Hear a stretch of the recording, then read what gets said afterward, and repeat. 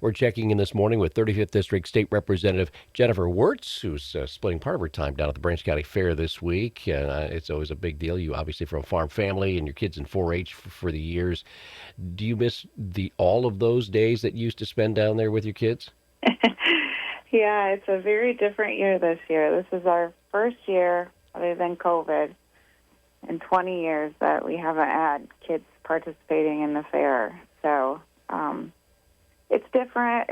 It's good. It's freed us up to do some other volunteer type things this year that we just haven't always had the time to do in the past. So. Mm-hmm.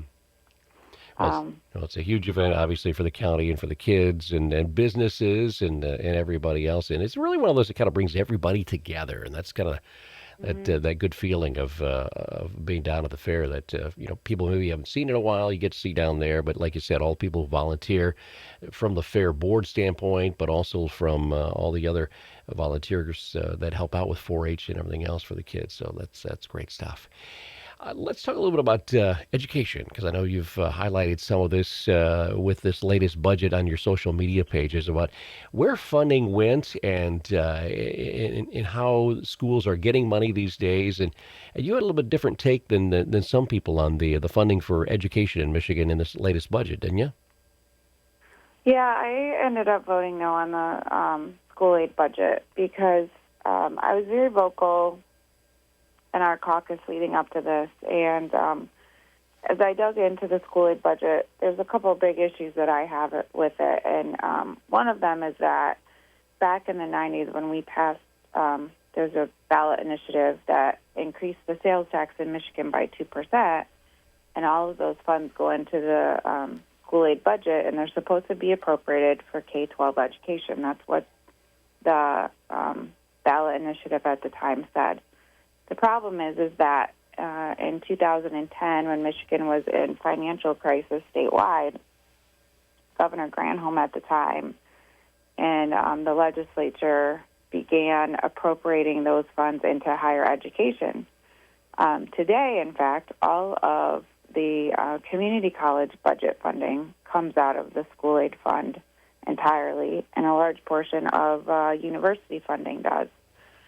And the problem with that is that there's a huge amount of money that's going to higher ed that, in my opinion, should be appropriated for K-12 education, and it would help deal with some of the failing infrastructure that we have in a lot of buildings. We had 2 millages here in Branch County, for example, that were on the ballot this year. We had 2 millages in Bronson and Union City last year that were on the ballot. And when we look at our neighboring states, Indiana, for example, has a line item in their state budget that helps with infrastructure and building upgrades for districts.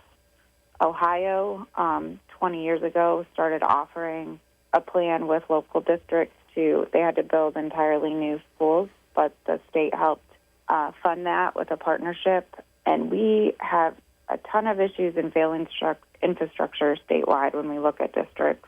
We also have, unfortunately, in a lot of rural areas, probably districts that need to look at consolidation. And I think we could use those funds to help manage that process. And so in light of all of that, I just could not be a yes on this budget and continue to fund higher ed at the rate we are through what I think should be going to K-12 education. Did K-12 schools, though, get more money out of this? They did. They got a little bit more per pupil. We go, I think, up to it's $10,300 this year, which is good, but it's an increase. And then there's some additional funding that is going to be given again through school safety fund, and that will help with some of the safety issues.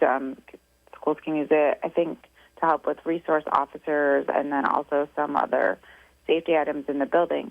That was in the budget last year, but a lot of districts did not take that money because there is a in the budget wording that a lot feared that if they took that money and there was ever an incident, that they would have to open kind of and release all of the documentation. That was something the governor wanted. That issue actually even went to court and it actually ruled that kind of clarified that a little bit. So I think some more schools may take that money this year, and it was adjusted that that money has to be appropriated per pupil instead of just per district who takes it. So it makes it a little bit more incentivized for local districts to take it. So that will help some, but obviously that has to go just for safety item issues. And I just think, as we're looking down the road here and we look at infrastructure and things that need to happen in buildings, the money's in the school aid fund to help with that process. We're just not appropriating it to K-12 education. Mm-hmm. And that's what, in talking to a lot of school officials, one, getting federal or state mandates on what they have to do, unfunded mandates, but then also when they do get monies, a lot of times, like you said, they're restricted to this project, which may or may not need more local money to go with it to make it even happen. So does it even make sense to have that money, especially with the restrictions on it? And also when we look, if you look at the what buildings have to pay for when it comes to administrative costs and the requirements the state has put on. Every district has to have a superintendent, principals, and then we add school resource officers, which I'm not saying are bad things. But, again, when we go back and we look at, and in my district in particular, where there's a lot of small schools, and the amount of spending that we're paying in the budget on administrative fees that, again, isn't even getting to students.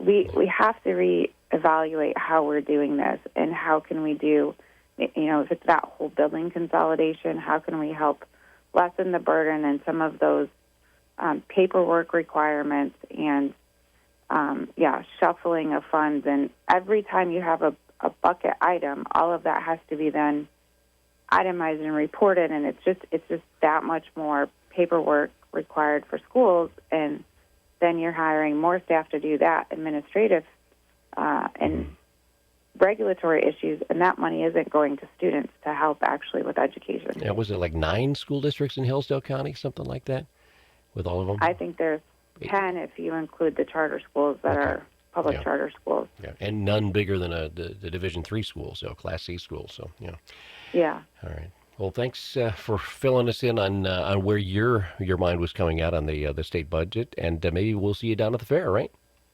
I'll be there today. So. Okay, great stuff. All right. Gentlemen, Tractor thanks. pulls are tonight. That's so. right, and you can hear those. You'll hear, like I said, you'll hear those in Benton Harbor probably. So. Probably. Great stuff. Thanks, Jennifer. Thanks, Ken. That's 35th District State Representative Jennifer Wortz this morning.